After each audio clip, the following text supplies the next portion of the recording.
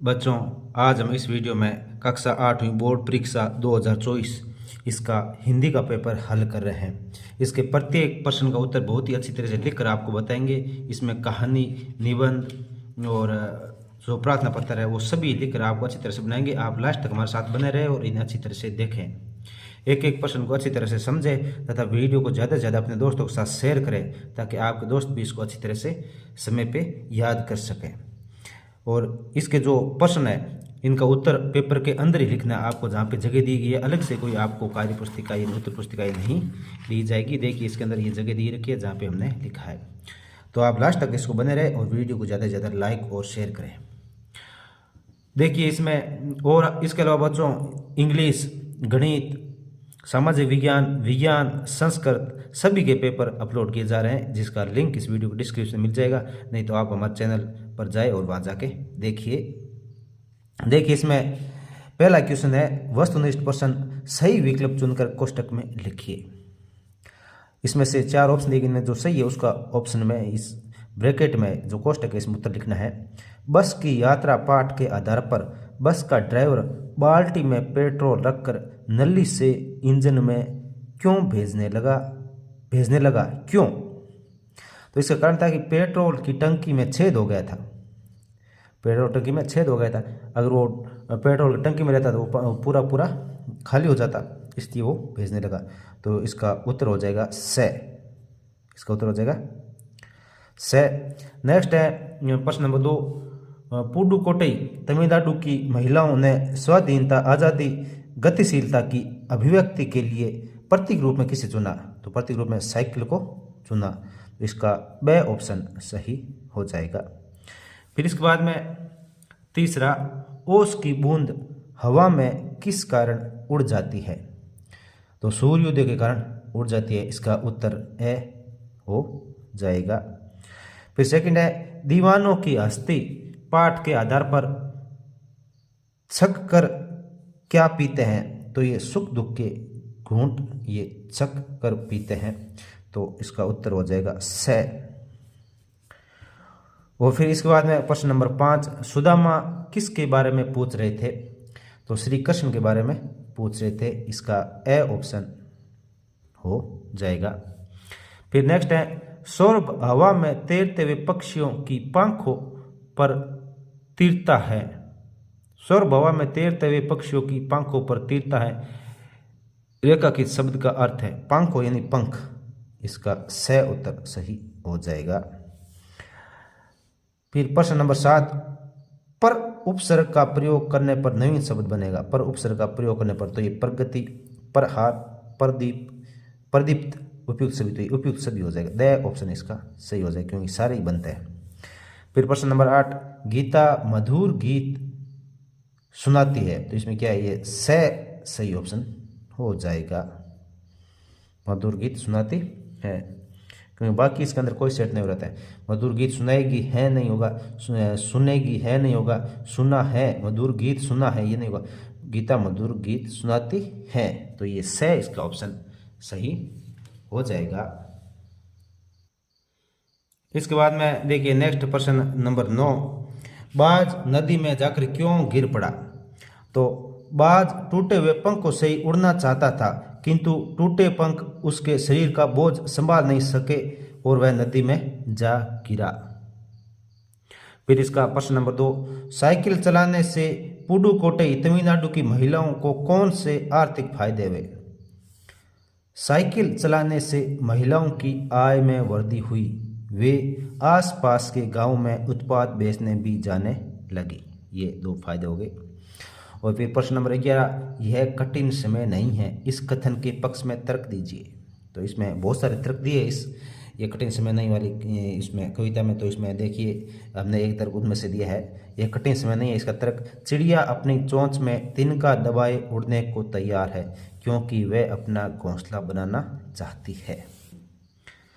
फिर इसमें प्रश्न नंबर 12, सुदामा द्वारका को चकित होकर क्यों देख रहे थे? तो इसका हो जाएगा, सुदामा महलों व द्वारका की धरती की सुंदरता देखकर चकित हो रहे थे, क्योंकि द्वारका में जो महल थे, द्वारका की जो धरती की सुंदरता थी वो देखकर चकित हो रहे थे। प्रश्न नंबर 13 देखिए, निम्नलिखित मुहावरों का अर्थ बताकर प्रयोग वाक्य में प्रयोग कीजिए। तो वाक्य में प्रयोग करना है। तो देखिए, निम्नलिखित मुहावरों का अर्थ बताकर वाक्य प्रयोग कीजिए।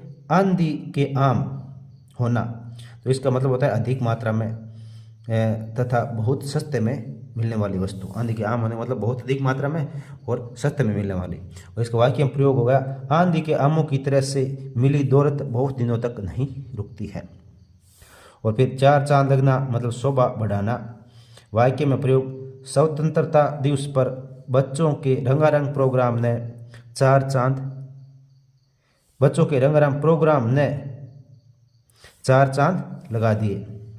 फिर प्रश्न नंबर 14, जीवन का विलोम शब्द मरण है। निम्नलिखित शब्दों के विलोम शब्द लिखिए। सुख का दुख हो जाएगा और साधारण का असाधारण हो जाएगा।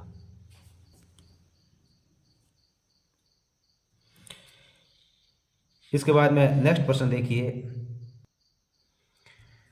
कांच की चूड़ियां को पहनने वाली औरतों के प्रति बदलू काका के क्या विचार थे। बदलू काका को कांच की चूड़ियों से चिढ़ थी। यदि उसे कोई भी स्त्री कांच की चूड़ियां पहने दिख जाती तो वह उसे दो चार बातें सुनाकर अपनी चिढ़ उतार लेता था। फिर प्रश्न नंबर 16 आता है, साइकिल चलाना मेरा अधिकार है। महिला के इस बात के पक्ष में तर्क दीजिए। तो इसमें साइकिल चलाने से महिलाओं में आत्मसम्मान की भावना उत्पन्न हुई। साइकिल चलाना महिलाओं की स्वाधीनता और गतिशीलता की अभिव्यक्ति है। यानी साइकिल चलाने से महिलाओं में आत्मसम्मान की भावना उत्पन्न हुई और साइकिल चलाना महिलाओं की स्वाधीनता और गतिशीलता की अभिव्यक्ति है। इसके बाद में देखिए प्रश्न नंबर 17, सड़क पर चलते समय क्या सावधानियां रखनी चाहिए। कोई चार सावधानियां लिखिए। सड़क पर हमेशा बाईं ओर चलना चाहिए। सड़क पर लगे यातायात चिन्हों के निर्देशानुसार चलना चाहिए। सड़क पार करने में पूरी सावधानी रखनी चाहिए। जेब्रा क्रॉसिंग से ही सड़क पार करनी चाहिए। प्रश्न नंबर 18, आप अपने शरीर के अंगों की सफाई पर किस प्रकार ध्यान देते हैं, लिखिए। सप्ताह में एक बार नाखून काटते हैं, हमेशा स्नान करते हैं, दिन में कई बार आंखों को ठंडे पानी से धोते हैं, हमेशा दांतों की सफाई करते हैं। उसके बाद में प्रश्न नंबर 19, निम्नलिखित विशेषण शब्दों का प्रयोग करते हुए वाक्य निर्माण कीजिए। सफ़ेद, तो ये वाक्य हो जाएगा, यह सफ़ेद गाय है। शिल्पी बहुत सुंदर के लिए शिल्पी बहुत सुंदर लड़की है। गहरा के लिए यह कुआं बहुत गहरा है। और साफ के लिए यह घर साफ सुथरा है। इस प्रकार से लिखना है। फिर आगे प्रश्न नंबर 12 देखिए, नीचे लिखे पद्यांश की सप्रसंग व्याख्या कीजिए। सप्रसंग व्याख्या करनी है।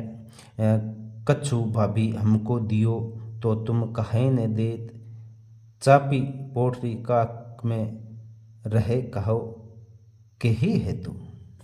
इसकी सप्रसंग व्याख्या करनी है। तो पहले प्रसंग हो गया, यह सवैया कवि नरोत्तम दास द्वारा रचित सुदामा चरित शीर्षक पाठ से लिया गया है। व्याख्या, श्री कृष्ण ने देखा कि सुदामा एक पोटली को बार बार अपनी बगल में छिपा रहे हैं, तो श्री कृष्ण ने उनसे पूछ ही लिया कि भाभी ने मेरे लिए जो उपहार भेजा है वह मुझे क्यों नहीं देते।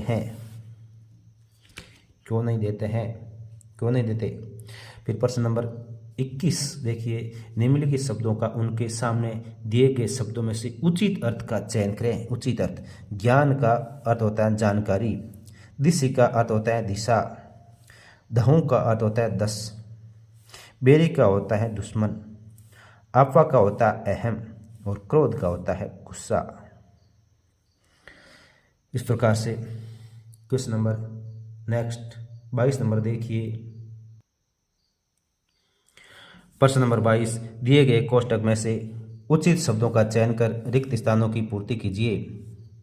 हम तो केवल यह आंकते हैं, ये ऊपर वाले जो कोष्टक दिए इनमें से छांटना है। तो यह हम तो केवल यह आंकते हैं, कीती बार मोही दूध पियत भई, दोपहर दिवस जानी घर सुनो, शीश पगा ने झंगा तन में है, आगे चना गुरु मातु दयते, प्रभु के प्रताप ते दाख न भावत।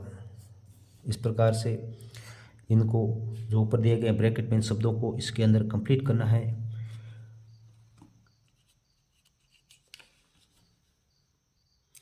अगला प्रश्न नंबर 23, इसमें इस पैराग्राफ को अच्छी तरह से पढ़ना है और फिर प्रश्नों को उत्तर देना है। भारतवर्ष में कभी भी भौतिक वस्तुओं के संग्रह को बहुत अधिक महत्व नहीं दिया है। उसकी दृष्टि से मनुष्य के भीतर जो महान आंतरिक गुण स्थिर भाव से बैठा हुआ है वह चरम और परम है। लोभ, मोह, काम, क्रोध आदि विचार मनुष्य में स्वाभाविक रूप से विद्वान रहते हैं, पर उन्हें प्रधान शक्ति मान लेना और अपने मन तथा बुद्धि को उन्हीं के इशारे पर छोड़ देना बहुत बुरा आचरण है, बहुत बुरा आचरण है। इसके आधार पर प्रश्नों का उत्तर देना है। पहला है, भारत में किस बात को अधिक महत्व नहीं दिया है? तो भारतवर्ष में कभी भी भौतिक वस्तुओं के संग्रह को बहुत अधिक महत्व नहीं दिया है। फिर इसका ख, मनुष्य के भीतर स्वाभाविक रूप से कौन से विचार विद्वान रहते हैं? तो मनुष्य के भीतर स्वाभाविक रूप से लोभ, मोह, काम, क्रोध आदि विचार विद्वान रहते हैं। फिर ग, सबसे बुरा आचरण क्या है? लोभ, मोह, काम, क्रोध के इशारे पर मन तथा बुद्धि को छोड़ देना बहुत बुरा आचरण है। फिर लिखा है, नीचे लिखे शब्दों के विलोम शब्द गद्यांश में से ढूंढकर बताइए। जो पैराग्राफ उसमें से ढूंढना है, तो ए स्तर का हो जाएगा स्तर, अवगुण का हो जाएगा गुण। इसके बाद में नेक्स्ट प्रश्न नंबर 24 आता है। जो 24 और 25 है उन दोनों में अथवा में आपके प्रश्न आएंगे, तो दोनों में से कोई एक करना है। देखिए प्रश्न नंबर 24 में पहला है, आप राजकीय उच्च प्राथमिक विद्यालय किस नगर के विद्यार्थी मोहित या आशा हैं? आप बीमार हैं। आपने प्रधानाध्यापक को 3 दिवस के अवकाश हेतु प्रार्थना पत्र लिखिए।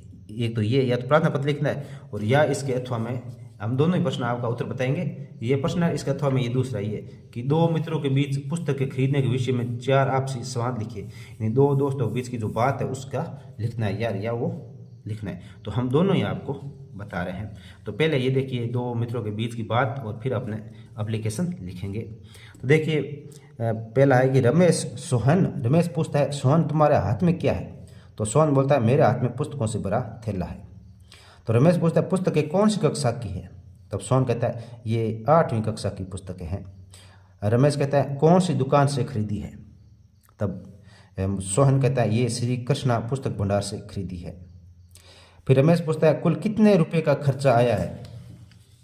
तो फिर सोहन कहता है 580 रुपये का खर्चा आया है। फिर रमेश कहता है, कौन कौन से विषय की है? फिर सोहन कहता है, हिंदी, गणित, विज्ञान, अंग्रेजी और सामाजिक विज्ञान की पुस्तकें हैं। तो इस प्रकार से बच्चों, और संस्कृत की एक और लिख सकते हो, क्योंकि संस्कृत इसमें नहीं। तो संस्कृत, हिंदी, संस्कृत, गणित, विज्ञान, अंग्रेजी और सामाजिक विज्ञान की पुस्तकें हैं। और जो एप्लीकेशन है, जो आप प्रार्थना पत्र है, वो देखिए। अब प्रार्थना पत्र, सेवा में श्रीमान प्रधानाध्यापक महोदय, राजकीय उच्च प्राथमिक विद्यालय कृष्णगढ़। यानी ये आपके प्रश्न में दे रखा है, तो जो दे रखा वही लिखना है। विषय अवकाश है तो प्रार्थना पत्र। फिर उसके बाद में आपको लिखना, देखो, सादर नम्र निवेदन है कि मुझे कल शाम से तेज बुखार आ रहा है, इस कारण मैं विद्यालय आने में असमर्थ हूँ। अंततः मुझे 3 दिवस का यानी 1 मार्च 2024 से 3 मार्च 2023 तक अवकाश स्वीकृत करने की 2024 तक अवकाश स्वीकृत करने की कृपा करें, आपकी अति कृपा होगी। फिर दिनांक 1/3/24 और फिर आपका आज्ञाकारी शिष्य, लड़का है तो मोहित और लड़की है तो उसमें जो नाम दे रखा है वो ही लिखेंगे, आशा, ये नाम लिखेंगे। कक्षा 8वीं। अच्छी तरह से देखें और अपनी नोटबुक में इसे नोट कर लें। बहुत सरल है, ये बार बार यही आती, पिछले साल भी यही आई थी। अब इसके बाद में प्रश्न नंबर 25 देखिए। प्रश्न नंबर 25 में देखिए, निम्नलिखित में से किसी एक विषय पर निबंध लिखिए। यानी कंप्यूटर का बढ़ता प्रभाव या तो इस पे, या वनों के संरक्षण की आवश्यकता इस पे, स्वच्छ भारत मिशन इस पे, खेलों का शारीरिक विकास में योगदान इसमें से। यानी जो ये 4 दे रखा है, इनमें से कोई एक पर निबंध लिखना है। तो हम आपको स्वच्छ भारत मिशन पे एक निबंध लिख के बता रहे हैं। तो देखिए, स्वच्छ भारत मिशन पर निबंध बहुत अच्छी तरह से लिखा है, आप लास्ट तक इसे अच्छी तरह से देखें। पहले स्वच्छ भारत मिशन ऊपर टॉपिक लगाएंगे, फिर प्रस्तावना। स्वच्छता का अर्थ साफ सफाई से है। साफ सफाई से रहना मनुष्य जीवन के लिए अति आवश्यक है, क्योंकि इसके पीछे हमारी निरोगी काया बनाए रखने की अवधारणा रहती है। प्रस्तावना होगी। अब इसके बाद में स्वच्छ भारत अभियान में उसकी घोषणा कैसे हुई थी इसके बारे में है। स्वच्छ भारत अभियान में घोषणा हमारे वर्तमान प्रधानमंत्री श्री नरेंद्र मोदी ने राष्ट्रव्यापी स्वच्छ भारत अभियान का औपचारिक शुभारंभ 2 अक्टूबर 2014 को गांधी जयंती के शुभ अवसर पर नई दिल्ली में एक वाल्मीकि बस्ती में झाड़ू लगाकर किया और स्वतंत्रता दिवस 2014 को लाल किले की प्राचीर से स्वच्छ भारत अभियान की घोषणा की। ये 2 पॉइंट हो गए। अब इसके बाद में तीसरा पॉइंट देखिए, स्वच्छता आंदोलन का आह्वान। प्रधानमंत्री नरेंद्र मोदी ने स्वच्छता आंदोलन का आह्वान करते हुए संदेश रूप में कहा कि हम मातृभूमि की स्वच्छता के लिए अपने आप को समर्पित कर दें। इसके लिए सभी देशव्यापी प्रत्येक सप्ताह 2 घंटे अर्थात प्रतिवर्ष लगभग 100 घंटे का योगदान करें। उपसंहार। स्वच्छता ही जीवन है। स्वच्छ रहना हमारा अनिवार्य कर्म और धर्म है, इसलिए हमें स्वच्छ रहना चाहिए तथा स्वच्छ भारत अभियान में अपनी सहयोगात्मक दृष्टि से पूर्ण भागीदारी निभानी चाहिए। इसी के साथ बच्चों, आपका ये हिंदी का जो नमूना प्रश्न पत्र था 2024 का कंप्लीट हो चुका है। वीडियो को ज़्यादा से ज़्यादा अपने दोस्तों के साथ शेयर ज़रूर करें। धन्यवाद आप सभी का।